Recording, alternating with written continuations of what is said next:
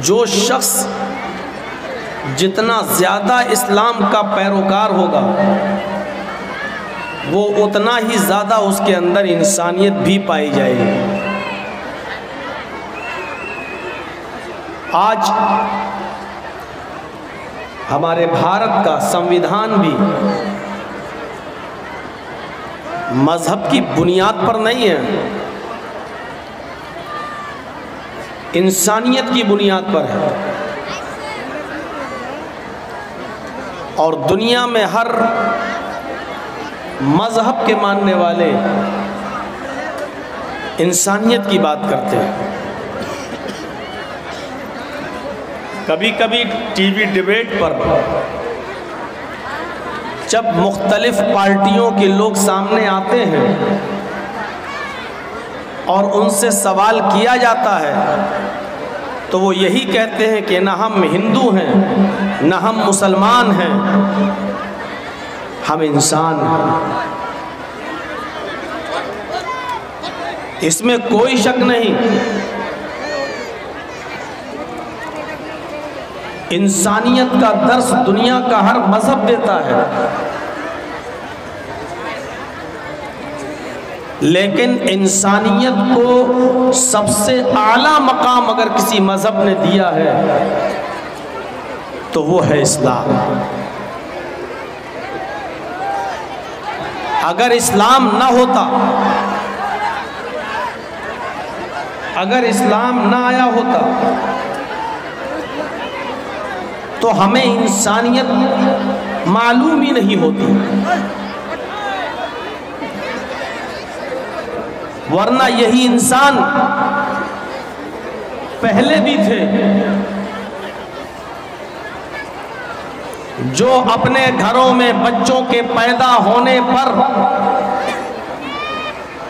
سب سے پہلے شراب کے ڈراپس، شراب کے قطرے ان کے حلق میں ڈالا کرتے تھے۔ یہی انسان پہلے بھی تھے جو اپنے گھروں میں پیدا ہونے والی لڑکیوں کو 3 4 سال 6 سال پالنے اور پوسنے کے بعد کسی جنگل میں لے جا کر اپنی انہی بچیوں کو دفن کر دیا کرتے تھے۔ یہ انسان پہلے بھی تھے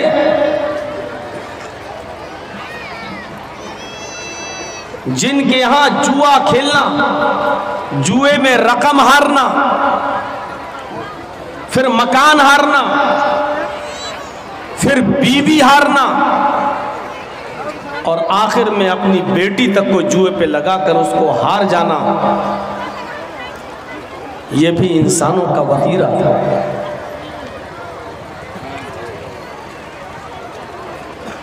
ایک ایک روٹی اور ایک ایک بوٹی کے پیچھے ایک دوسرے کا قتل کر دینا، اور ایک آدمی کی بکری دوسرے کے کھیت میں جا کر تھوڑی سی گھاس کھا لیتی تھی تو اتنی سی بات پر دونوں قبیلوں کے درمیان 27 سال تک جنگ ہونا، اور دونوں طرف سے 40,000 افراد کے مرنے اور قتل ہو جانے کے بعد بھی جنگ بند نہ ہونا، 40,000 لوگوں کی جان صرف ایک بکری کی تھوڑی سی گھاس کھا لینے کی بنیاد پر ان کا مرڈر کر دیا جائے اور قتل کر دیا جائے، ایسا کرنے والے بھی انسان تھے۔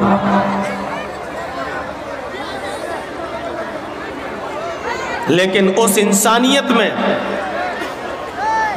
اور آج کی انسانیت میں ذرا فرق دیکھیے۔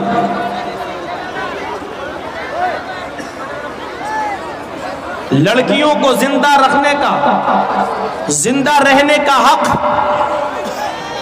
کس نے دیا؟ لڑکیوں کو والدین کی وراثت میں حقدار کس نے بنایا؟ وہ بھی ایک انسانیت، اور آج کی انسانیت میں فرق دیکھیے. لڑکیوں کو والدین کی وراثت میں حق کس نے دلایا؟ بھائی کی وراثت میں بہن کو حق کس نے دلایا؟ یہ سب آپ نظر ڈالیے. سب سے زیادہ زور اسلام نے دیا ہے. آئیے قرآن کریم کی اس آیت پر ذرا ایک سرسری نظر دوڑائیں.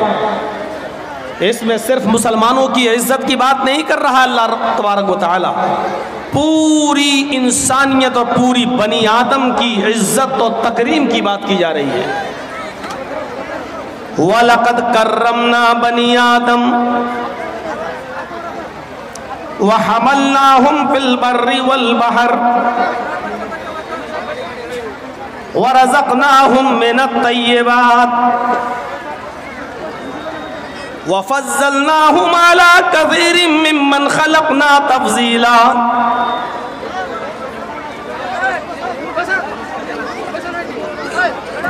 پوری آیت آپ کے سامنے پڑھ دی اور دیکھیے اس آیت کے ترجمے پر. وَلَقَدْ كَرَّمْنَا بَنِي آدَمَ، ہم نے بنی آدم کو مکرم بنایا، عزت بخشی. آدم کے ہر بیٹے کو اللہ رب العالمین کہہ رہا ہے کہ ہم نے عزت عطا فرمائی ہے. یہ نہیں کہہ رہا ہے کہ ہم نے مسلمانوں کو عزت دی، کافروں کو ذلیل کیا، یہ نہیں کہہ رہا، بلکہ کیا کہا جا رہا ہے؟ وَلَقَدْ كَرَّمْنَا بَنِي آدَمَ، ہم نے بنی آدم کو، آدم کے ہر بیٹے کو، آدم کی اولاد کو ہم نے عزت دی، یعنی پوری انسانیت کو مکرم بنایا. ہندو کو بھی عزت دی، مسلمان کو بھی عزت دی، سکھ کو بھی عزت دی، اس لیے کہ وہ انسان ہے اور انسان عزت کرنے کے لائق ہے. بنا کسی سبب کے اور بنا کسی بات کے آپ کسی غیر مسلم کو نہ تو گالی دے سکتے ہو، نہ مار سکتے ہو، نہ اس کو اس کے گھر سے نکال سکتے ہو، نہ اس کے ادھیکار چھین سکتے ہو.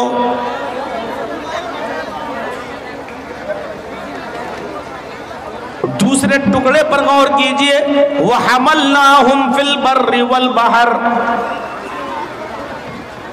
زمین کے اوپر یا سمندر کے اوپر جو سواریاں چلتی ہیں، سمندر میں پانی کے جہاز، بڑے بڑے شپ، ناؤ، اسٹیمر، اور سڑکوں پر جو سواریاں چلتی ہیں، بسیں ہوں، ٹرینیں ہوں، کاریں ہوں، بیل گاڑیاں ہوں، تانگے ہوں، جو بھی ہو، اللہ کہتا ہے کہ ہم نے سمندر کے اندر بھی اور خشکی کے اوپر بھی ہم نے ان کو سوار کیا ہے. یعنی یہ ساری کی ساری چیزیں ہم نے بنی آدم کے لیے بنائی ہیں، کسی ایک قوم کے لیے نہیں. صرف مسلمان ہی ٹرین میں چل سکتا ہے؟ نہیں، غیر مسلم بھی چلے گا. سمندر کے جہازوں میں صرف مسلمان ہی سفر نہیں کرتا، غیر مسلم بھی سفر کرتا ہے. ہم نے یہ ساری کی ساری چیزیں انسانوں کے لیے بنائی ہیں، انسانوں کو ہم نے عزت دی ہے، اور ہم نے سمندر میں بھی، تری میں بھی اور خشکی میں بھی ہم نے ان کو سوار کیا ہے. کوئی بھید بھاؤ نہیں ہے کسی قدرتی چیز میں، کسی قدرتی چیز میں کوئی بھید بھاؤ نہیں ہے. اللہ نے سورج بنایا ہے، لیکن کوئی قوم یہ نہیں کہہ سکتی کہ سورج پر صرف میرا حق ہے. مسلمان یہ نہیں کہہ سکتے کہ ہمارے رب نے بنایا اس لیے سورج صرف ہمارا ہے. سورج کی روشنی ہندوؤں کو بھی ملتی ہے، مسلمانوں کو بھی ملتی ہے، سکھوں کو بھی ملتی ہے، عیسائیوں کو بھی ملتی ہے، جینیوں کو بھی ملتی ہے. سب اس سے مستفیض ہو رہے ہیں، فائدہ اٹھا رہے ہیں. چاند بنایا، سب اس سے فائدہ اٹھا رہے ہیں. ہوا اللہ رب العالمین نے چلائی، سب اس سے فائدہ اٹھا رہے ہیں، آسمان سے بارش ہوتی ہے، سب اس سے فائدہ اٹھاتے ہیں، ہر کسی کے کھیت میں پانی گرتا ہے، غیر مسلموں کے بھی کھیت میں اور مسلمانوں کے بھی کھیت میں، اس لیے کوئی یہ نہیں کہہ سکتا کہ اس بارش پر صرف میرا ادھیکار ہے، میرا حق ہے۔ غور کیجئے اللہ رب العالمین نے کیا کہا ہے، وَلَقَدْ كَرَّمْنَا بَنِي آدم، ہم نے بنو آدم کو عزت سے نوازا ہے، مکرم بنایا ہے، ہم نے ان کو زمین پر بھی اور سمندر کے اندر بھی ہم نے ان کو سواریاں دی، ہم نے ان کو اٹھایا ہے، ہم نے ان کو سوار کیا ہے۔ تیسرے ٹکڑے پر غور کیجئے، وَرَزَقْنَاهُمْ مِنَ الطَّيِّبَاتِ، ہم نے ان کو پاکیزہ روزی دی ہے۔ محنت کر کے کوئی بھی کما سکتا ہے، یہ حلال روزی کے دروازے ہم نے مسلمانوں کے لیے بھی اور غیر مسلموں کے لیے سب کے لیے ہم نے عطا کیے، کسی ایک کی اجارہ داری نہیں ہے۔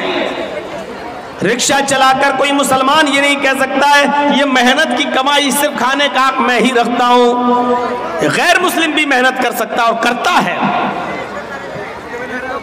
وَرَزَقْنَاهُمْ مِنَ الطَّيِّبَاتِ، ہم نے پاکیزہ روزی بھی ہم نے ان کو دی ہے۔